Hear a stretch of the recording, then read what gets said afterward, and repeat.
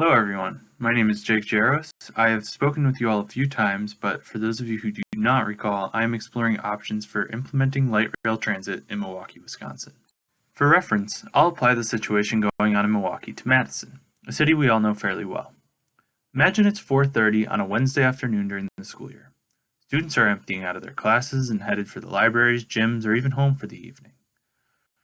At the same time, everyone who commutes to Madison for work, including many teachers at UW, are getting in their vehicles to head home. As students pour out of Engineering Hall and begin to cross Randall Avenue toward Union South, the line of cars from the Engineering Mall parking garage begins to snake back towards the Engineering Centers building. While this is occurring, vehicles are lining up at the intersection of Park and University, and congestion is beginning to build around the whole city as employees drive back to their suburban homes. This is happening all over the world from about 4 to 6 p.m., including in Milwaukee. If the ever-growing amount of congestion is not an issue for you, then perhaps the environmental damages caused by the daily release of exhaust into the atmosphere may further convince you that a light rail system can significantly benefit an entire region and even the world. In the case of Milwaukee, there has been very little traction in the light rail game since Waukesha County voted against implementing a system in the 1990s. With that said, in recent years, downtown Milwaukee has seen growth of a small streetcar system, which is a step in the right direction for light rail. Today I plan on discussing 3 concepts for expansion of light rail in Milwaukee, and we'll choose the method that best suits the city's current and future needs. The first solution to Milwaukee's lack of light rail would be utilizing the pre-existing interstate and freeway system in the area in order to develop a brand new rail system that would expand in all directions from the heart of downtown Milwaukee. You may remember this solution from my previous presentation, as the route shown on the map next to me was my idea for the most cost-effective implementation of a brand new system. The rail line would travel north up Interstate 43 towards the towns of Brown Deer and Mequon, and would follow parallel to Interstate 94 to the west toward Brookfield and Wauwatosa. In addition, the route would expand south and fill in the in-between areas as demand calls for it. I arrived at a total cost of $1.48 billion for the entire system, using average cost per mile of track and the average cost per train car from a published study by Alan Levy. While this number may seem huge, the current revenue of the Milwaukee County Transit System, which is also known as MCTS, was found to be $342 million annually. This number was found in a 2019 budget and revenue summary published by the City of Milwaukee earlier this year. By my calculations, the added ridership and distance covered by this system would increase revenue to $427.5 million per year. The benefits of creating a whole new system are immense. The suburbs would be significantly more connected to the city, which, depending on the suburb, is a good thing. In addition, congestion has been growing in Milwaukee, and if the metro area continues to grow as it has in recent years, a change is going to have to be made. The creation of a light rail system may not convince everyone in the metro area to ditch their car in favor of taking the train to work, but it would definitely significantly reduce congestion on area highways. On top of this, once this infrastructure has been put into place, it can be adapted to serve any needs that may grow in the future.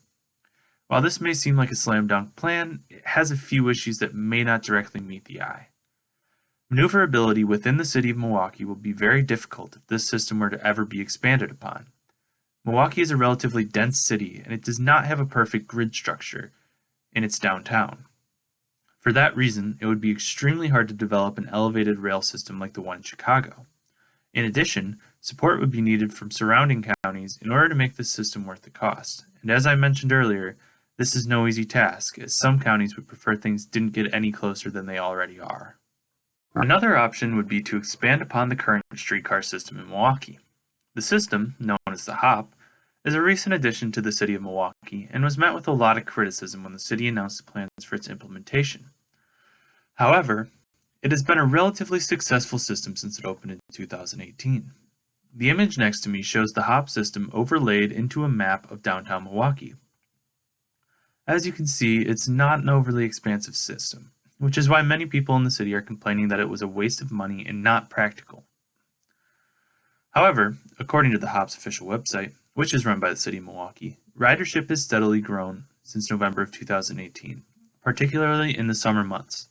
Despite the small footprint, ridership is already around 1.5 million riders per year.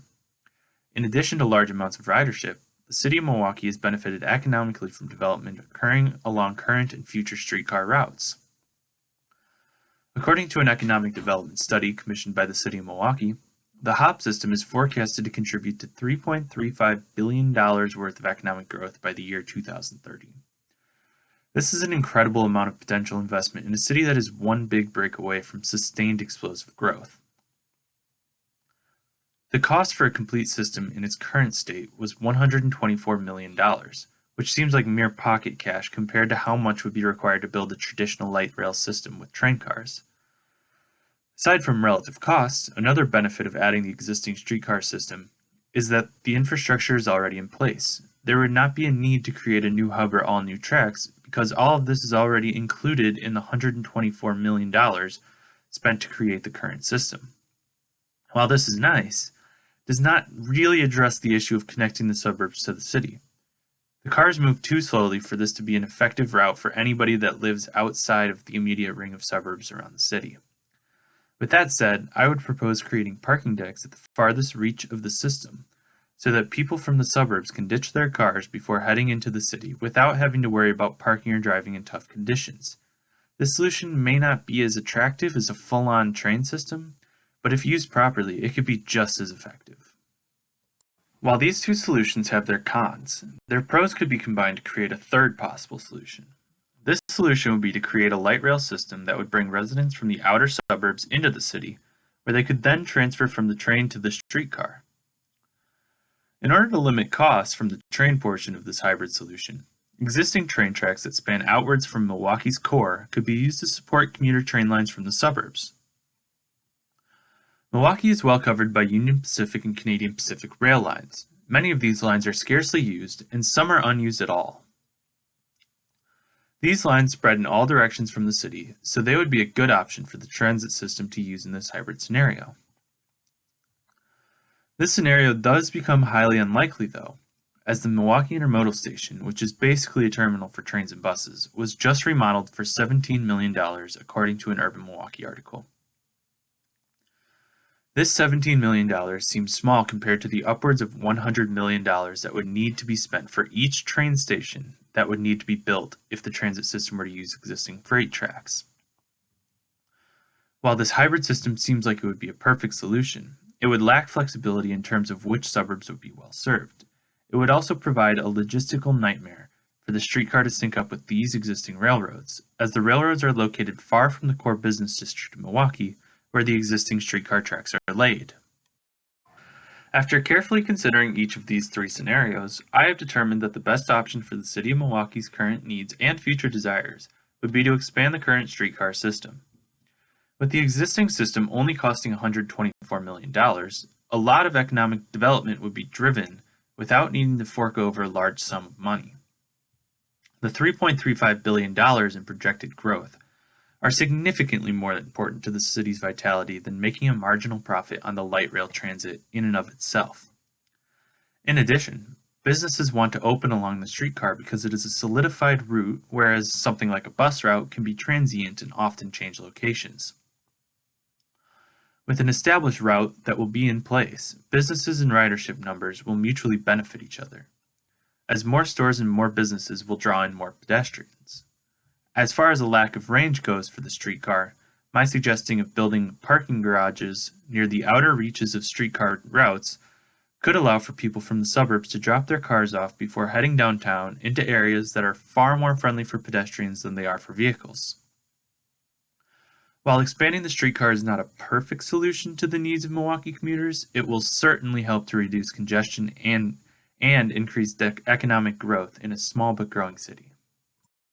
In the case that you would like to learn more about this topic, I have attached below a list of sources that I used in my research. Otherwise, thank you so much for your time this afternoon, and I would like to now field any questions that you may have for me.